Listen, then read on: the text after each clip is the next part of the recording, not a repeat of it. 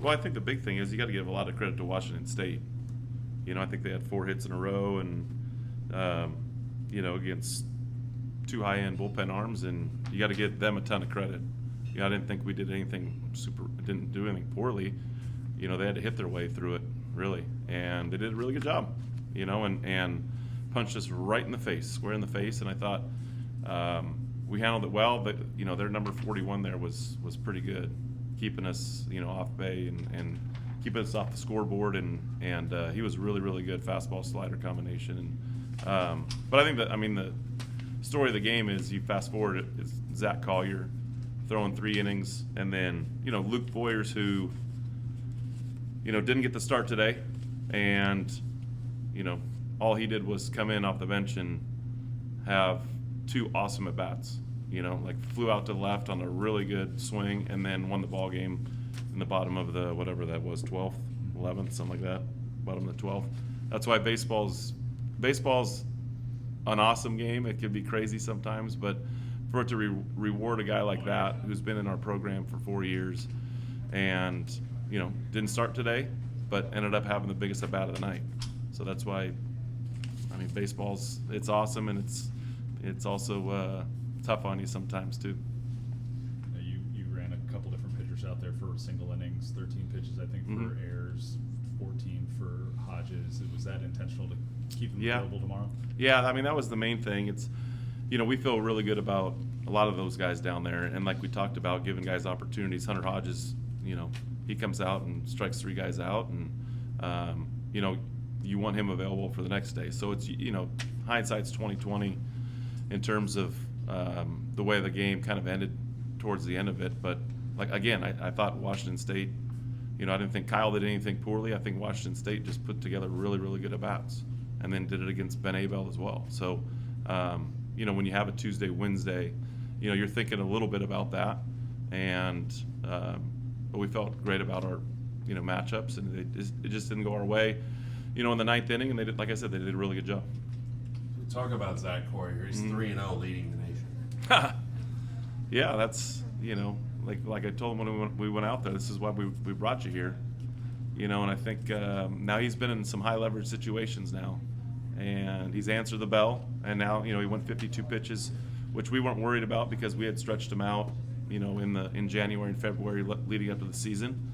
Now, how many more pitches were we going to allow him to go? Probably not many more. But you can't say enough about it. And the way he does it too. And he does it with some emotion, and he enjoys it. And he's a local Fort Worth kid, went to Nolan Catholic, and pretty neat to be able to watch somebody go out and have success like he's having. What's impressed you most about this team to get to this undefeated start so far? Well, I think it hasn't been easy. We've had opening weekend, we're finding ourselves a little bit, and then but we've been in these situations now 3 or 4 different times, and you can hear Peyton Chatagnier. When we get out and we have to go back on defense, you can hear him, don't let up, don't let up, don't let up. And I think that's the calling card with this group, is the fact that they don't let up. And it's not going to be easy, but I feel like they always fight, and that's a huge piece in terms of a coach watching your dugout and watching your team, is what's their mentality when they do get punched in the face. And again, I didn't see 1 second of panic, and I think that's a resilient bunch that ended up winning the game in the 12th. And how important have those veteran leaders who were on the team last year and come back this year been to building that resiliency? Yeah, it's all of them, and I think a lot of the younger guys, you had freshmen, 7, 8, 9, that are also learning what it looks like to win, and we're learning valuable lessons too, that games are never over. Like, you got to continue to add on and continue to play, because a 9th inning happens like that. Doesn't happen often, but you have to learn that baseball, it's never over until that 27th out.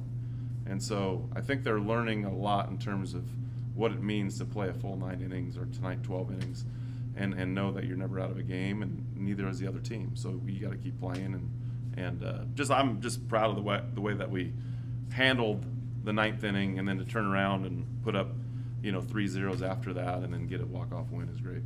One of those freshmen is Ryder Robinson. He got the start tonight. He looked really good at third base. Yeah, He made a got on great base play for- in the 12th. And, you know, got on base 4 times as well tonight. Yeah. How nice was it to see him get more comfortable out there? Yeah, I mean, Brody's, you know, he's banged up just a little bit. And so to get him out there, we always wanted to get him out there again. And with Brody kind of just, you know, banged up just a little bit, we wanted to get him off his feet. And Ryder was ready. It's the same guy that we thought, and the same guy that started the year opening day. So we think very highly of Ryder. And so for him to go out there, and you can see the game was a little bit slower, and he put together really good at-bats. And like you said, he made some really good defensive plays, I think. So the game, to me, that tells me the game's slowing down a little bit for him. Because a couple of those balls weren't the easiest of plays, and he did a really good job of fielding it and retiring the hitter. For those first 7 or 8 innings, does that feel like it's a closer to a complete game that y'all are playing offensively and defensively together? No, I thought they did a really good job in terms of pitching to us, and you know, and I thought there's gonna be home runs, and I thought the first pitch of the game with Ben gave up a home run, but then he responded to that and pitched, I thought, really well. So I don't think it was a complete game. There's coach is never really ever happy, but again, I think, and when I go home tonight, I'm going to be thinking of the grit that they showed in terms of how they played and how they finished the day. You know it's coming. Who's starting? Yeah. I mean, it's process of elimination almost. But Well, who do you think? Caveman or Swarm? No. Okay. No. All right. No. Okay. I'll tell you off camera.